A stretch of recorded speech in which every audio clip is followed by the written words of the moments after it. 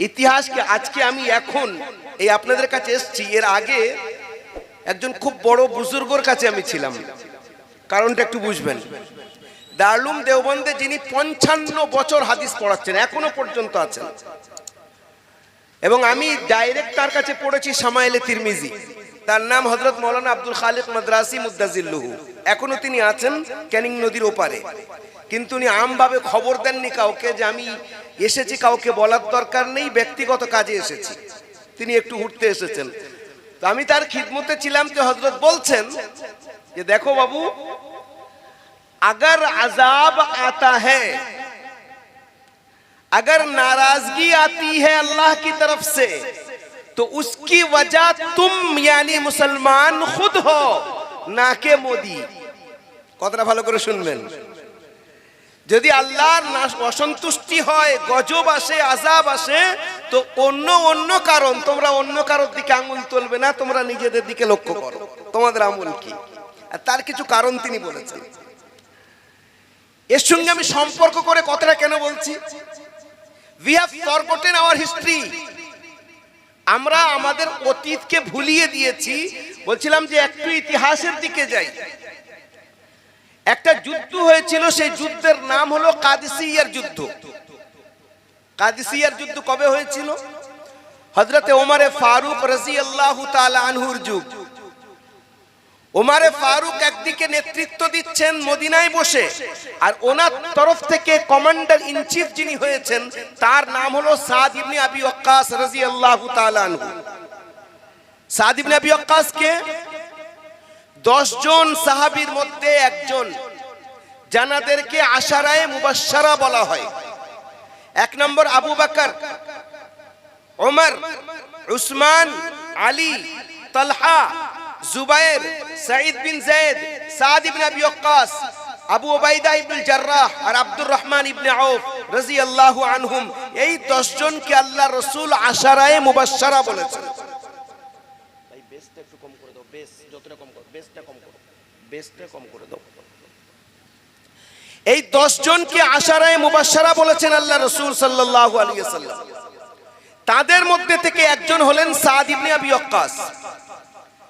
ইনি commander in chief. একটু মন দিয়ে শুনবেন, কোন জিনিসটার কারণে মুসলমানের দুটো হাতে লাড্ডু। সাদ ইবনে আবি ওয়াক্কাস, যুদ্ধ হয়ে গেছে, একদিকে 3 লক্ষ আর একদিকে 30,000। হিসেব বুঝতে পারছেন? মুসলমানরা কোন সময় কোন যুগে কোয়ান্টিটির দিকে খেয়াল রাখেনি, না আল্লাহ পাক রাখতে বলেছেন। আসল জিনিস যেটা, সেটা হলো কোয়ালিটি। যে আমার আপনার ভিতরের ইমানের মজবুতি, আল্লাহর সঙ্গে সম্পর্ক কতটা মজবুত, তার উপরে আল্লাহর তরফ থেকে রহমত এসছে, ফয়সালা এসছে। তো বলছিলাম একদিকে 3 লক্ষ আর আরেকদিকে 30,000। সেই 3 লক্ষ বেড়ে আরো এসেছে, 30,000 বেড়ে আরো কিছু বেড়েছে, একদিকে 50,000 আর একদিকে 5 লক্ষ। আল্লাহ পাকের কি ইচ্ছা দেখেন, কয়েকদিনের মধ্যে যুদ্ধের ফয়সালা হয়ে গেছে, মুসলমানরা জিতে গেছে। যিনি কমান্ডার ইন চিফ ছিলেন তিনি বসে আছেন। যুদ্ধ হচ্ছিল কাদের সঙ্গে? ইরানিদের সঙ্গে। তখনকার যুগের সুপার পাওয়ার, বর্তমানে যেমন আমরা আমেরিকাকে বলি, রাশিয়াকে বলা যায়, চায়নাকে বলা যায়, ঠিক সেই যুগে ইরান আর রোম এই দুটো সুপার পাওয়ার ছিল। সেই সময় ইরানের সঙ্গে যুদ্ধে ইরানওয়ালারা হারছে, আর এদিক থেকে সাহাবায়ে কেরাম রাদিয়াল্লাহু আনহুমরা এনারা জিতে গেছেন। সন্ধ্যা হয়ে গেছে, একটু মন দিয়ে শুনবেন। সন্ধ্যা হয়ে গেছে, একজন ব্যক্তি সাদ ইবনে আবি ওয়াক্কাসের কাছে আসছেন। যে ব্যক্তি আসছে তার গায়ে যে জামাটা আছে তাতে আছে তালি লাগানো, আর যে পায়জামা পরা আছে তাতেও তালি লাগানো। এই বাংলাটা আমরা খুব ভালো করে বুঝি যে কোন ব্যক্তির জামায় তালি লাগানোর মতলবটা কি হয়। এই তালি শব্দটা আস্তে আস্তে জামার সঙ্গে যে সম্পর্ক আমরা ভুলে গেছি। কারণ এখন গরিব থেকে গরিব মানুষের জামার গায়ে তালি লাগানো পাবেন না আপনি। ছোটবেলায় যারা আমাদের বাচ্চাদের বয়সে তারা দেখেছেন, আমরা ছোটবেলায় এক একজনের দেখেছি, কিন্তু এখন আপনি খুঁজে পাবেন না। সেই যুগে সাদ ইবনে আবি ওয়াক্কাস বসে আছেন, আর একজন ব্যক্তি গায়ে জামা যেটা পরা তাতে তালি লাগানো, পায়জামায় তালি লাগানো, আর হাতে একটা জিনিসকে নিয়ে আসছেন যেটা চাপা দেওয়া আছে, আর নিজের চেহারাটাকে একদম লুকিয়ে রেখেছেন, শুধু চোখটা দেখা যাচ্ছে। এনে সাদ ইবনে আবি ওয়াক্কাসের হাতে ওই জিনিসটা দিয়েছে। অন্ধকার হয়ে গেছে, সন্ধ্যা হয়ে গেছে সেই সময়। সাদ ইবনে আবি ওয়াক্কাস বলছেন, দাঁড়াও, জিনিসটা কি আমি দেখি। খুলে যখন দেখছেন আশ্চর্য হবেন, তার মধ্যে যে জিনিসটা রাখা আছে সেটা সামান্য দামের জিনিস না, বর্তমান হিসেব করতে গেলে আরব টাকা দাম। সেটা হলো সেই যুগের ইরানি বাদশার মাথার তাজ। এবার আপনারা বলেন, বাদশার মাথার তাজে কি কি লাগানো থাকতে পারে? সোনা, ডায়মন্ডস, মতি, বিভিন্ন দামি এক্সপেন্সিভ থিংস, বিভিন্ন দামি জিনিস তাতে লাগানো আছে। সাদ ইবনে আবি ওয়াক্কাস চিন্তা করছেন, এই ব্যক্তি যদি একটা হীরা এখান থেকে আলাদা করে নিত তাহলে সে কয়েক পুষ্ট বসে বসে খেত। কিন্তু এ এত বড় আমানতদার, এর অন্তর এত আমানতে ভরা, যেমন পেয়েছে তেমন দিতে এসেছে। তাহলে এইরকম ব্যক্তিকে আমি আমার তরফ থেকে গিফট করব। সাদ ইবনে আবি ওয়াক্কাস তখন ওই ব্যক্তিকে বলছেন, ইয়া আবদাল্লাহ, এ আল্লাহর বান্দা, নিজের চেহারাটাকে একটু খুলে দেখাও, আমি তোমাকে দেখতে চাচ্ছি। আর আমি আমার তরফ থেকে, যেহেতু আমি কমান্ডার ইন চিফ, আমার তরফ থেকে আমি তোমাকে কিছু গিফট করব, সেটাকে তুমি নেবে, তবে আগে চিনে তো নি। সেই ব্যক্তির উত্তর শোনেন। ব্যক্তির পরিস্থিতিটা আমি বলেছি কেমন ছিল, গরিব মানুষ, গায়ে যে জামাটা আছে সেটাও তালি লাগানো, আবার নিজেকে লুকিয়ে দিয়েছে উপর থেকে কাপড় দিয়ে যাতে কেউ বুঝতে না পারে। আর ওনার সামনে উনি বুঝতে পাচ্ছেন যে কমান্ডার ইন চিফ আমাকে বড় ধরনের গিফট দেবেন, তা সত্ত্বেও উনি নিজের চেহারাটাকে লুকিয়ে রেখেছেন, চেহারা খুলছেন না। একটা উত্তর, সেই উত্তরটা আমাদের এখানকার, আমার কথার শুরুতে আমি আপনাদেরকে বলতে চাচ্ছি, আল্লাহ আমাকে তৌফিক দিন, আপনাদের সঙ্গে আমারও তৌফিক হোক। সেটা কি? তখন সেই ব্যক্তি বলছে, ইয়া সাদ, যা ইনদাকা মা তুরিদ, সাদ, আপনি আমাকে কিছু দিতে চাচ্ছেন, ওটা আপনার কাছে রাখেন। তার মানে হলো এটা যে যার কাছে থেকে নেওয়ার জন্য এই দামি জিনিসটা আমি আপনার কাছে নিয়ে আসলাম, তার কাছে আমি বুঝে নেব, আপনার কাছে আমার প্রয়োজন নেই। তার মতলব কি দাঁড়ালো? অর্থাৎ আমি আল্লাহর জন্য করেছি, আল্লাহকে সন্তুষ্ট করার জন্য করেছি। আমি আপনার কাছ থেকে যদি গিফট নিই তাহলে আল্লাহর কাছে গিয়ে কি বলবো? ওই জন্য আপনার কাছে আমার দরকার নেই, আর আমি চেহারাও খুলবো না। আজও পর্যন্ত it was written with golden ink in Islamic history so far, আজও পর্যন্ত এটা লেখা আছে। আল্লামা ইবনে কাসির রাহমাতুল্লাহ আলাইহি তার বিশ্বনন্দিত বিখ্যাত ইতিহাসের কিতাব আল বিদায়া ওয়ান নিহায়ার মধ্যে এই ঘটনা লিখেছেন, কিন্তু বলছেন যে ব্যক্তিটা কে ছিলেন আজও পর্যন্ত ঐতিহাসিকরা তার ব্যাপারে কোনো মত দিতে পারেননি, যে এই রকম ভাবে নিজেকে লুকিয়েছেন অথচ এত বড় কাজ করেছেন। তিনি পুরো উম্মতে মুসলিমার সামনে শিক্ষা দিয়ে গেলেন আল্লাহর সন্তুষ্টি সবচেয়ে আগে থাকবে, আর তার নাম হলো নিয়ত। তো যারা আমরা এখানে উপস্থিত হয়েছি, আলহামদুলিল্লাহ অনেক কথা হয়েছে, একটা দুটো কথা আপনাদের এই তালেবে ইলম আপনাদের সামনে রাখার চেষ্টা করবে, তারপরে বিদায় নেবে। কিন্তু তার আগে একটু নিয়তটাকে আমি আমাকে বলি, আমরা সবাইকে বলি, আল্লাহ যে কথাটুকু হবে সেই কথার উপরে আপ্রাণ চেষ্টা করব আমল করার, করব ইনশাআল্লাহ। যারা উপস্থিত আছেন তার আগে আমি একটু আগে দরুদ শরীফ পড়তে বলছিলাম, দেখছিলাম কিছু ভাই চুপচাপ বসে আছেন, তবে মনে মনে পড়ছিলেন হয়তো, কারণ জন্নু বিল মুমিনিনা খায়রা, মুমিনদের ব্যাপারে ভালো গুমান করা উচিত। তা আমি মনে করি মনে মনে পড়ছিলেন আপনারা, কিন্তু কখনো কখনো কোন নেকির কাজ জনসম্মুখে করলে তার সওয়াব বেড়ে যায়। ফরজ নামাজ আছে, আপনি বাড়িতে পড়লে ওই সওয়াব পাবেন না যেটা জামাতের সঙ্গে গিয়ে আপনি নামাজ মসজিদে পড়লে যেটা পাবেন। আবার নফল নামাজ বাড়িতে পড়েন তো কখনো সম্মিলিত কাজের কারণে আপনি পড়লে আপনার দেখা দেখি যদি আরেকজন পড়ে তাহলে এখানে কিন্তু আপনি সওয়াব বেশি পাবেন। আর কোন জায়গায় এমন আছে যেখানে জোরে করার দরকার নেই, একা একা পড়েন, সেই হিসেব আলাদা। দরুদ শরীফ নবী করিম সাল্লাল্লাহু আলাইহি ওয়াসাল্লাম কে, তার হক আমরা কতটা আদায় করেছি আর করছি, তিনি আমাদের জন্য কি করেছেন একটা ইতিহাসের কথা আপনাদেরকে বলে যাই। I think plenty of educated people are present here. It's your responsibility to spread that message of peace which brought Prophet Muhammad sallallahu alaihi wasallam to this world to lead the humanity towards the right destination. যারা এখানে উপস্থিত আছি, প্রথম কথা মাফ করবেন, আমরা মুহাম্মদুর রাসূলুল্লাহ সাল্লাল্লাহু আলাইহি সাল্লামের জীবনীকে আদ্যপান্ত শুরু থেকে শেষ পর্যন্ত from beginning to ending কজন স্টাডি করেছি। যারা নিজেদেরকে বলি আমরা শিক্ষিত তাদেরকে বলছি, যারা পড়তে জানি তাদেরকে বলছি, যারা পড়তে জানেন না তাদেরকে আমি ধরছি না। এর মধ্যে আমরা সব, আমাদের কাছে সময় আছে, গুগলে সার্চ করার সময় আছে, ইউটিউবের পিছনে সময় আছে, হোয়াটসঅ্যাপে চ্যাটিং এর সময় আছে, সারা দুনিয়ার জন্য সময় আছে। মুহাম্মদুর রাসূলুল্লাহ যিনি আল্লাহর পরে সবচেয়ে বড় মুহসিন, যিনি না আসলে আল্লাহকে চিনতেই পারতাম না, আল্লাহকে জানতেই পারতাম না, আল্লাহ তাকে পাঠিয়ে আমাদের উপরে ইহসান করেছেন। আল্লাহ নিজে বলছেন লাকাদ মান্নাল্লাহু আলাল মুমিনিন ইয বা'আসা ফীহিম রাসূলা। আল্লাহ পাক মুমিনদের উপরে দয়া করেছেন। আর তার শব্দটা আগে যেটা নিয়ে এসেছেন সেটা হলো লাকাদ। আশ্চর্য হবেন আপনারা, আরবি এমন একটা ভাষা যে ভাষার বৈশিষ্ট্য আর ফিচার্স এমন, পৃথিবীতে দ্বিতীয় কোনো ভাষায় এই বৈশিষ্ট্য নেই। একটা উপমা দিচ্ছি, বুঝতে পারবেন। আমাদের ছোট ছোট বাচ্চারা স্কুলে পড়তে যায়, টিউশন পড়তে যায়, স্যারেরা ম্যাডামরা তাদেরকে পড়ান কি? ও আ হস্যই দীর্ঘই, ক খ গ ঘ উ।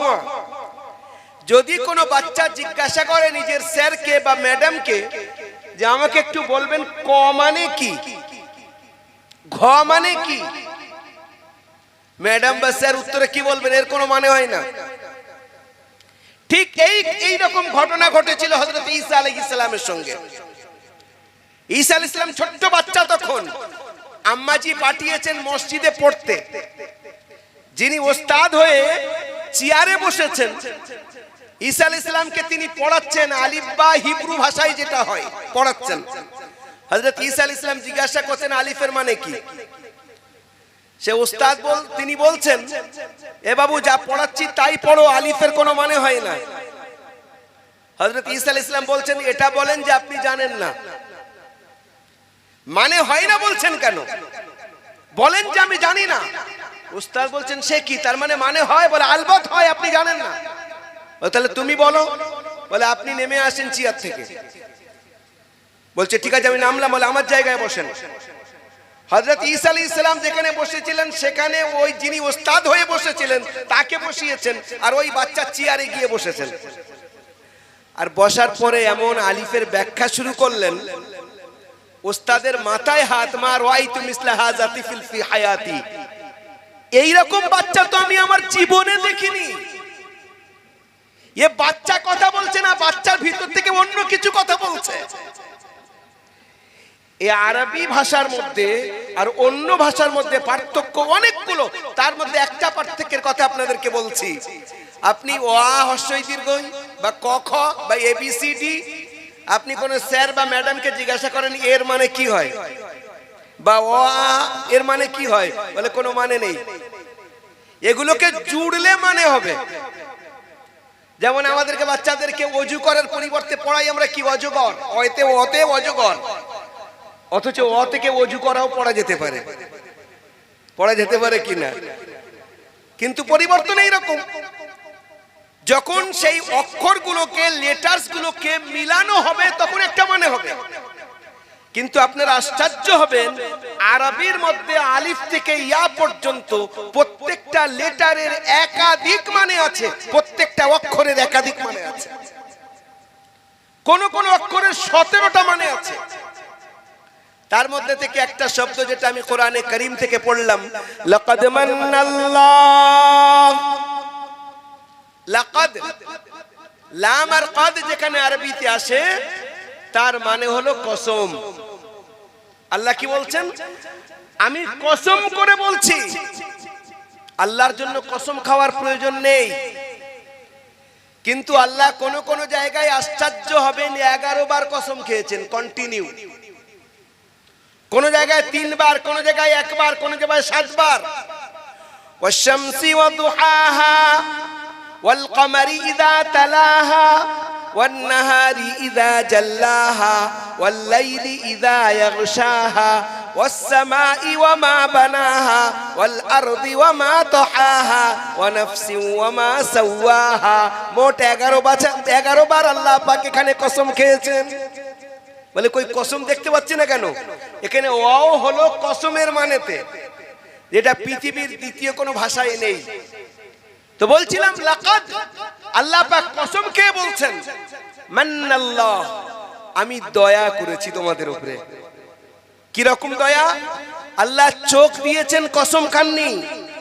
কান দিয়েছেন, কসম খাননি। জিভ দিয়েছেন, কসম খাননি। প্রত্যেকটা অঙ্গ প্রত্যঙ্গ দিয়েছেন, বলেননি যে আমি কসম খেয়ে তোমাদের উপরে দয়া করেছি। কিন্তু একটা এমন নিয়ামত দিয়েছি, সেটাকে দিয়ে আমি তোমাদের উপরে দয়া করেছি। সেই নিয়ামতের নাম হলো হযরতে মুহাম্মদুর রাসূলুল্লাহ সাল্লাল্লাহু আলাইহি ওয়াসাল্লাম। আল্লাহ পাক বলছেন আমি আমার এই নিয়ামতটাকে দিয়ে তোমাদের উপরে সবচেয়ে বড় দয়া করেছি। কি? ইযবাআসা ফীহিম রাসূলা, যখন তাদের মধ্যে আমি আমার মেহবুবকে পাঠিয়েছি। আজ যারা আমরা এখানে বসে আছি, তায়েফের ঘটনা আমরা অনেকবার শুনেছি, কিন্তু একটা বাস্তব তত্ত্ব যেটা হয়তো অনেকে জানি না। আজকের ভারতবর্ষের মুসলমান যারা বসে আছি, যাদের মাথায় টুপি আছে, যারা আল্লাহর নাম নিই, যারা কালিমা পড়ি, যারা মুহাম্মদুর রাসূলুল্লাহকে আল্লাহর শেষ নবী বলে মানি, আমাদের সম্পর্ক তায়েফের সঙ্গে আছে, ওই তায়েফের ঘটনার সঙ্গে আছে। এটা হয়তো আমরা অনেকে জানি না। বলে সে কি? ভারতীয় মুসলমানদের সম্পর্ক তায়েফের ঘটনার সঙ্গে। আসলে আমরা পড়ি কম, আসলে আমরা ইতিহাস নিয়ে ঘাঁটি কম। ভারতীয়রা, তার মধ্যে মুসলমানরা, ভারতকে উন্নত করার পিছনে নিজেদের কি কি অবদান দিয়েছে তাও পর্যন্ত আমরা ভুলে গেছি। ভারত স্বাধীন করার পিছনে আমাদের কি অবদান ছিল, সেটাকে তো এমনি ইতিহাসের দ্বারা ভোলানো হচ্ছে, মিথ্যা ইতিহাস তৈরি করা হচ্ছে, আর আমরা এমনিতেই ভুলে যাচ্ছি। আমি একটা ছোট্ট ঘটনা আপনাদেরকে বলছি, তারপর ওই জায়গায় নিয়ে যাচ্ছি। ভারতবর্ষ যখন স্বাধীন হয়েছিল, এর পিছনে কাদের কাদের অবদান? সবাই অবদান দিয়েছিলেন। তার মধ্যে মুসলমানদের অবদান কেমন ছিল?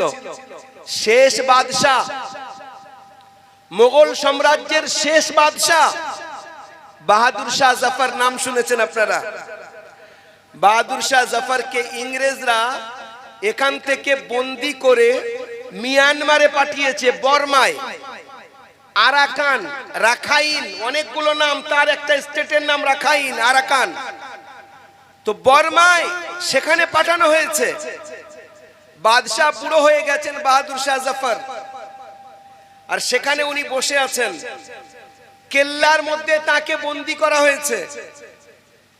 সকালবেলা ব্রেকফাস্টের প্রয়োজন, সকালে একটু নাস্তার দরকার, কিছু না কিছু খেতেই হয়। আবার তার উপরে বয়স হয়ে গেছে। সকালবেলা ইংরেজরা নাস্তা পাঠিয়েছে। কেমন নাস্তা? একটা খাঞ্চা, খাঞ্চার ভিতরে নাস্তা, তার উপরে লাল কাপড় দেওয়া। বাহাদুর শাহ জাফরকে বলা হচ্ছে হ্যাভ আ ব্রেকফাস্ট, আপনি নাস্তা করেন। উনি বলছেন যে আমার প্রয়োজন নেই, খিদে নেই, আই ডোন্ট নিড ইট, আমার প্রয়োজন নেই। তখন যে নিয়ে এসেছে সে বলছে it's a delicious dish for you, এটা খুব সুন্দর নাস্তা, আপনি একটু করে খুলে দেখেন তো। যখন ওনাকে ইনসিস্ট করা হলো, ওনাকে জোর দেওয়া হলো, ও মুসলমান শোনেন, যারা নিজেদের অতীতকে ভুলিয়ে দিয়েছে কখনো আশা রাখবেন না যে অন্যরা আপনাদের ইতিহাসকে জাগ্রত করে আপনার সামনে তুলে ধরবে। আপনি যদি আপনার বাপ দাদা তাদের আগেকার স্যাক্রিফাইস কুরবানিকে আপনি ভুলিয়ে দেন, আপনি কি করে আশা রাখবেন যে অন্যরা আপনার সামনে আপনার ইতিহাসকে তুলে ধরবে? বরং উচিত ছিল যে আমরা আমাদের ইতিহাসকে জানতাম, আমরা ভুলিয়ে দিয়েছি। দেখেন একটা দেশের জন্য, যে দেশের ব্যাপারে এখন পদে পদে কি না কি ঘটছে আপনারা ভালো জানেন আমার থেকে। কেমন কেমন কথা উঠছে। আজকেকার পেপার, আসামের মধ্যে বর্তমান লোকসভা চলছে, আসামে ভোট হয়ে গেল এই গত মানে এই দ্বিতীয় যেটা চললো, দ্বিতীয়বার ভোটে সেখানে কি করা হয়েছে, বিভিন্ন ট্রেনকে ক্যান্সেল করিয়ে দেওয়া হয়েছে যাতে মুসলমানরা সেখানে গিয়ে ভোট না দিতে পারে। ওই দিনের জন্য হাজার হাজার মানুষ বাদ গিয়েছে, ভোট দিতে পারেনি। অথচ ECI, election commission of India বারবার বলছেন যে ভাই সবাই ভোট দেন, আর দেওয়া উচিত। নিজের যেটা সরকারি ভাবে নিজের যেটা অধিকার আছে অবশ্যই প্রয়োগ করা উচিত। বর্তমান পরিস্থিতি ওলামায়ে কেরামরা এই কথা বলছেন, নিজের ভোটকে অবশ্যই প্রয়োগ করো, 100% করা উচিত, তার থেকে না সরা। কারণ আপনার একটা ভোটের কারণে হয়তো কোনো জালিম সরে যাবে, কোনো ইনসাফল আপনার মাথায় আসবে। এটাকে ব্যবহার করা, আমরা যদি এটাকে এইরকম ইগনোর করে দিই না, ভোটটা কোনো ব্যাপার না। আজকেকার কথা বলছি, যে বুজুর্গ একটু আগে বলছিলাম, বললেন খুন কে আঁসু রোগে, বলে তখন আর চোখ থেকে পানি আসবে না, রক্ত আসবে। তোমরা বুঝতে পারছো না কোন জায়গায় আছো আর কোথায় যাচ্ছে দিন বা দিন, আর কোন পরিস্থিতির দিকে দেশে গিয়ে যাচ্ছে। জি, না মাদ্রাসা মাহফুজ, না মসজিদ, না মার্কাজ, আর না দিনী তালিম, না আল্লাহর কালাম, কিছুই মাহফুজ নেই। শোনেন, সেই কথাটা বলছিলাম, বাহাদুর শাহ জাফরকে বলা হলো যে আপনার জন্য খুব ভালো নাস্তা আনা হয়েছে, আপনি একটু ওইটাকে খুলে দেখেন।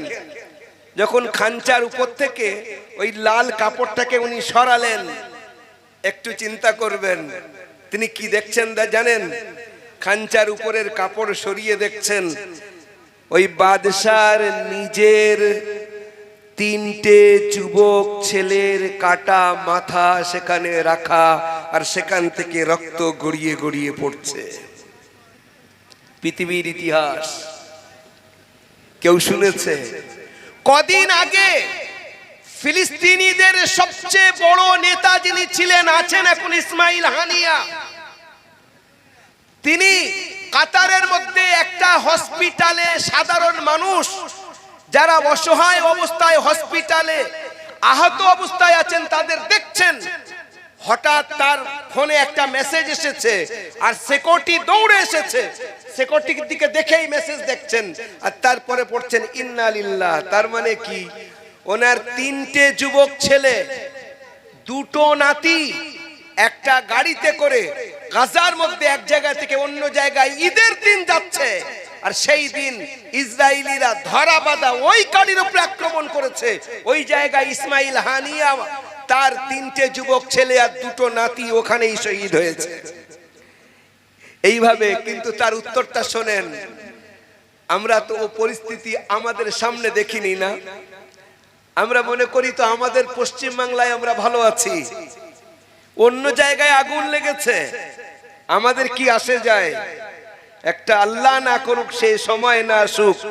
বলছিলাম যে আমাদের এই উস্তাদ বলছিলেন যে খুন কে आंसू रोगे, आंख से आंसू गिरेंगे मगर वो आंसू नहीं होंगे, वो खून होंगे।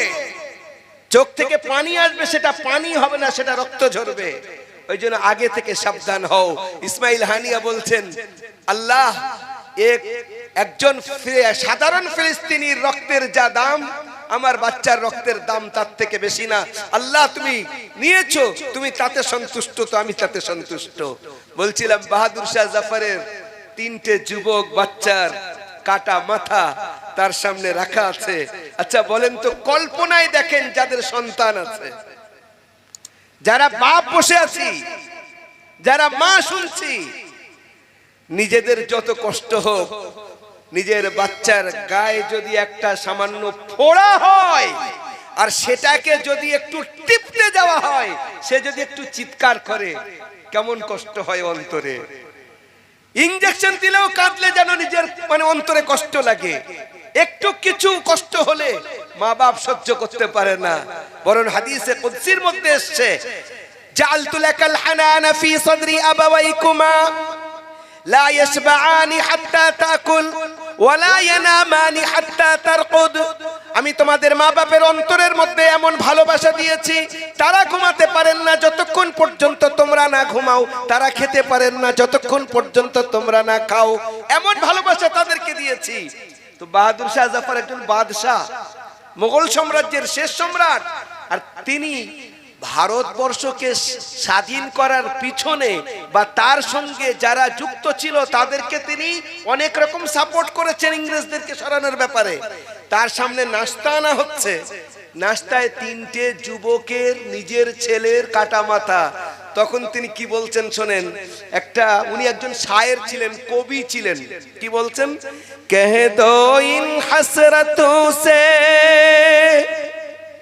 कह दो इन हसरतों से कहीं और जा बसे, इतनी जगह नहीं है दिले दागदार में, कितना है बदनसीब सफर दफन के लिए, 2 गज जमी भी मिल न सकी कुए यार में।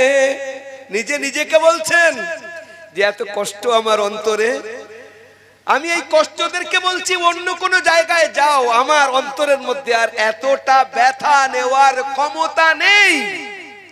আর শেষ সময় যখন ইংরেজরা তাকে জিজ্ঞাসা করছে আপনার শেষ ইচ্ছা বলেন, আপনার মরণের পরে আপনি কি চান, তার উত্তরে বলছেন ভারতের মাটিতে আমাকে কবর দেওয়ার ব্যবস্থা যদি করতে পারো তো করে দিও। যারা ভারতে রাজত্ব করেছে ইংরেজরা এখান থেকে লুটে নিয়ে গেছে, মুসলমান এসেছিল এখানে দেওয়ার জন্য, শুধু দেয়নি, নিজেরা থেকে গেছে, এখানকার মাটিতে নিজেদেরকে মিশিয়ে দিয়েছে। এই হলো পার্থক্য। ভগৎ সিংকে জিজ্ঞাসা করা হয়েছিল, ভগৎ সিং জাতা মানুষ ছিলেন না, বড় পণ্ডিত, ওনার জীবনী পড়লে বুঝতে পারবেন, হাইয়ার এডুকেটেড।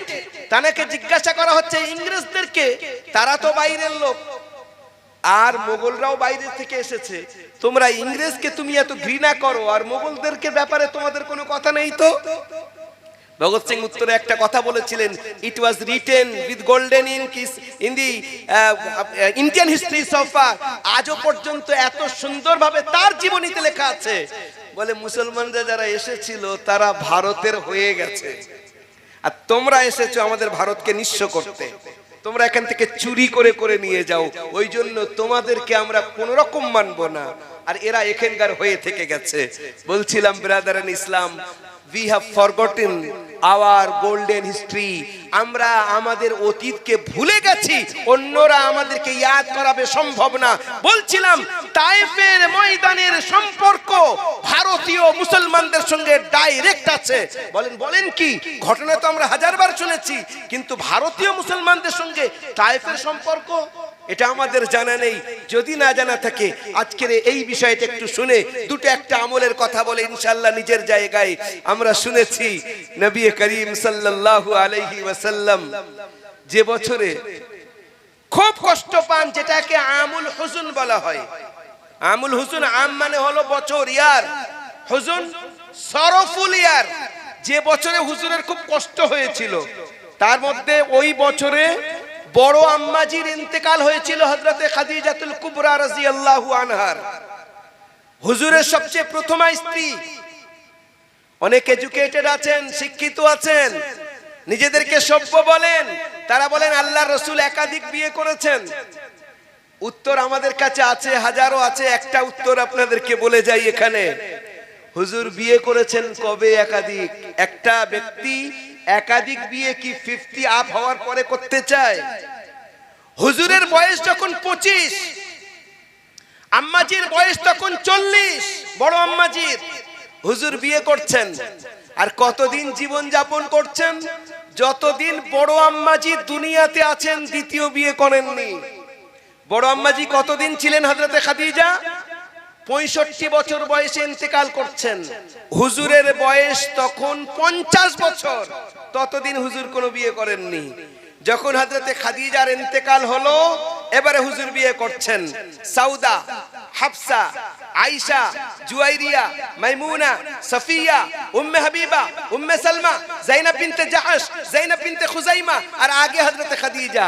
হযরতে খাদিজার পরে 10 জন হুজুর বিয়ে করলেন। কেন? তার কারণ কি? নিশ্চয়ই নিজের স্বার্থ চরিতার্থের জন্য না। এটা তো আমাদের ঈমান। বরং এর অনেক কারণ। তার মধ্যে থেকে একটা কারণ হলো, কারোর যদি স্ত্রীর বয়স খুব কম হয়, স্বামীর বয়স অনেক বেশি হয়, কেমন ভাবে জীবন যাপন করবেন।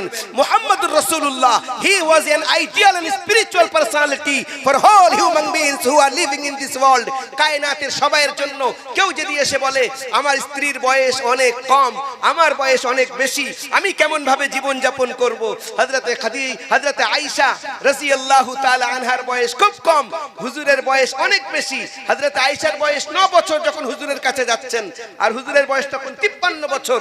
কেমন ভাবে জীবন যাপন করছেন। কেউ যদি বলেন আমার স্ত্রীর বয়স বেশি, আমার বয়স কম, হযরত খাদিজা হুজুরের থেকে 15 বছরের বয়সে বেশি, কেমন ভাবে জীবন যাপন করছেন।